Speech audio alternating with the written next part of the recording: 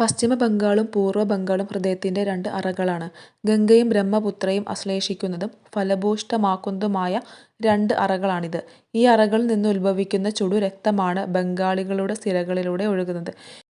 ബംഗാൾ വിഭജനവുമായി ബന്ധപ്പെട്ട് രബീന്ദ്രനാഥ് ടാഗോർ ആണ് ഇങ്ങനെ പറഞ്ഞിട്ടുള്ളത്. നമുക്കറിയാം ബംഗാൾ വിഭജനവുമായി ബന്ധപ്പെട്ട് കുറേ മഹത് വ്യക്തികൾ കുറേ കാര്യങ്ങൾ ഇങ്ങനെ പറഞ്ഞിട്ടുണ്ട്. അപ്പോൾ ഈ ഒരു കാര്യം രബീന്ദ്രനാഥ് ടാഗോർ ആണ് പറഞ്ഞത്. എങ്ങനെ നമുക്ക് കണക്ട് ചെയ്യാം? അപ്പോൾ നമുക്ക് പശ്ചിമ ബംഗാളും പൂർവ്വ ബംഗാളും ഹൃദയത്തിൻ്റെ രണ്ട് അറകളാണ്. ഗംഗയും ബ്രഹ്മപുത്ര ആശ്ലേഷിക്കുന്നത്.